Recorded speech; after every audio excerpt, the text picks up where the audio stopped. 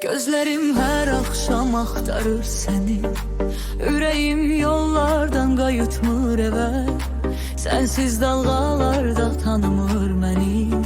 Neyləyim ürəyim heç yatmır evə. Payız geldi, uçtu gitti kuşlar. Sen de gittin, bak yağdı yağışlar. Payız geldi, garip oldu deniz. Bu denizin gözü yaşlı sensiz.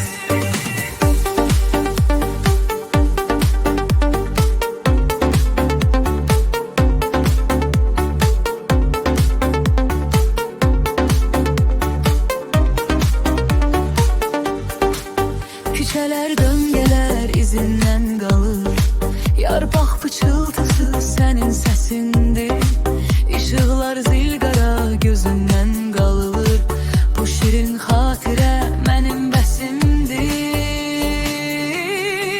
Payız gəldi, uçdu getdi quşlar. Sən də getdin, bax yağdı yağışlar. Payız gəldi, qərib oldu dəniz. Bu denizin gözü yaşlı sensiz.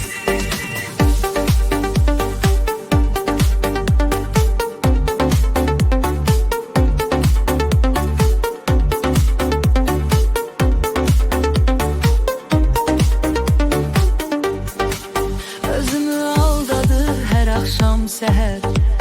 Elə bu havanı oxuyuram mən. Vallah səndən ötürü çox darıxmışam. Başqa nə gəlir ki axı əlimdən.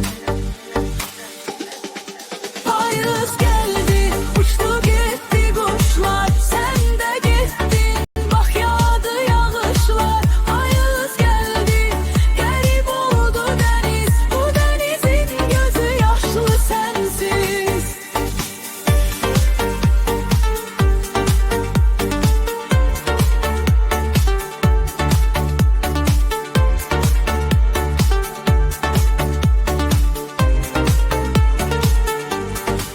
Dostlarım bilirlər nələr çəkirəm. Hər axşam könlümü alırlar mənim. Hər dəfə qapımı döyən zaman qəm.